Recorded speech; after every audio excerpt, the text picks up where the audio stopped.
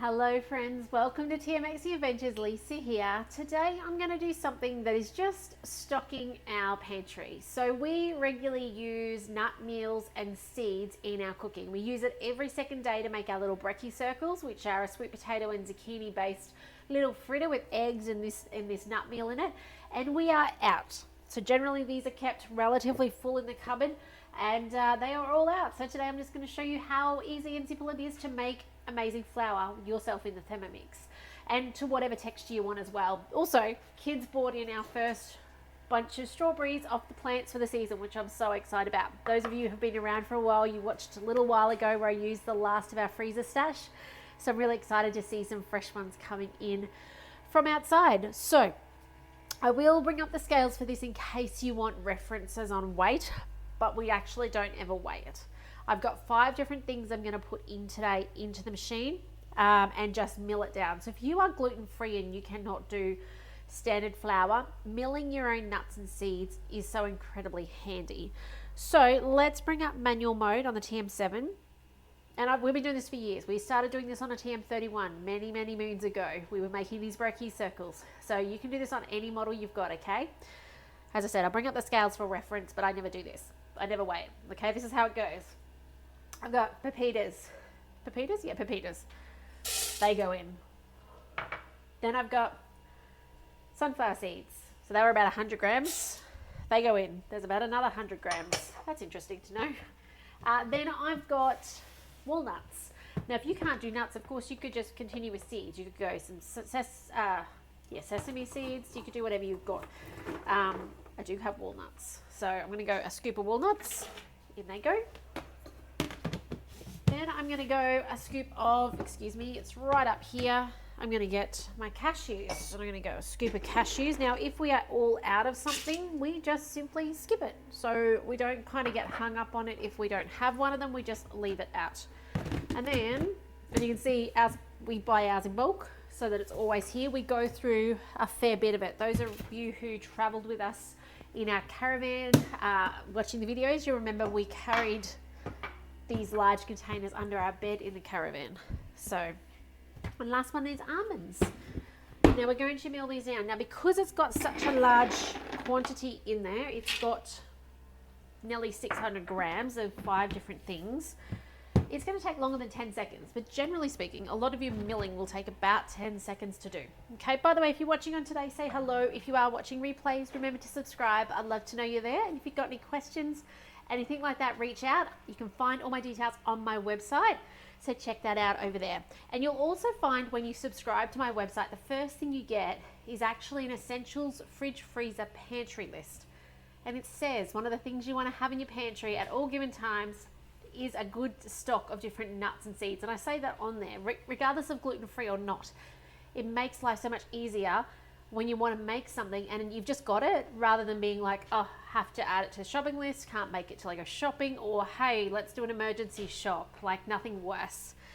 So, lid on. We're going to use speed 10 because that's our milling speed. If I want to use rice to rice flour, almonds to almond meal, raw sugar to icing sugar, speed 10. Now I'm going to judge this by the sound. 10 seconds, if you've just got a small quantity, will be long enough. This is going to take probably 30 seconds because I'm actually not wanting powder today. We like a little bit of texture in ours. You can take it down to a powder. You can take it further than a powder and turn it into a butter. So, you know, peanut butter, almond butter, you could keep going because all you're doing is massaging it till the oils come out. I want it to be a little bit more textured. We don't do chunky, but we also don't do powder, okay? It's a thickener, but it's texture as well. So I'll press play and let's have a look.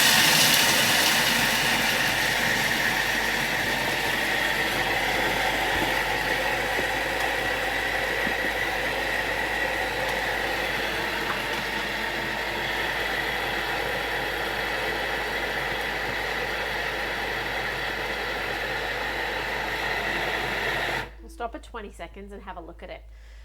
By the way, you want your bowl, if you are storing it like I am, you want your bowl to be dry.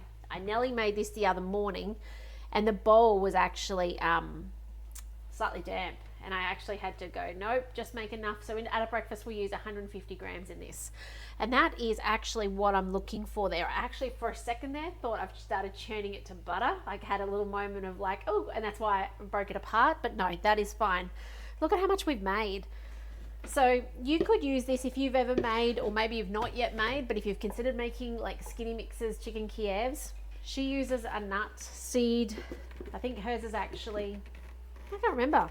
I've always used sunflower seed, but maybe hers is almond as her coating on that. And these are the things you then, once you've got this on hand, you don't have to make at that point. You've actually already skipped a step because it's prepped, it's ready to go.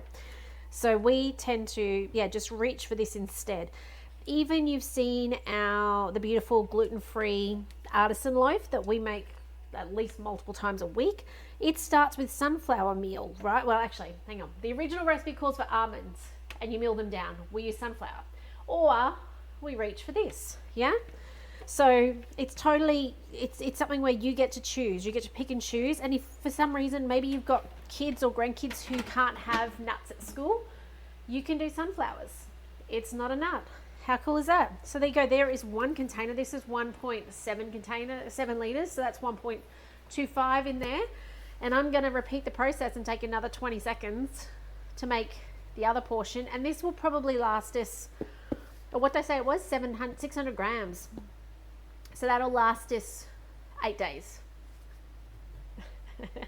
I know, I know, right? 4 growing boys and a husband and myself for brekkie every morning. So, and we've been doing it for years. We've been having these little brekkie circles instead of bread for as long as we've had a Thermomix. So that's coming up to 12 years, which is super cool.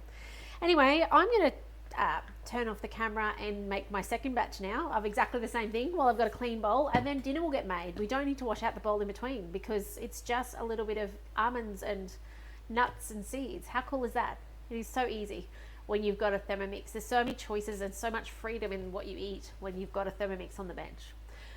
All right, guys, well, have a wonderful afternoon. If you've got friends and family with a Thermomix, regardless of what model, send them these videos. Send them the ones you think that they like. Make sure you've got a community of people around you who cook with their Thermomix, love and enjoy it, so that you can share hints and tips and get the most out of it. But if you've got any questions, as I said, find me on my website, reach out over there. But otherwise, take care, and I will see you in the next video soon, which will be tomorrow. I'll be back here live tomorrow. So take care, and I'll see you then. Bye, guys.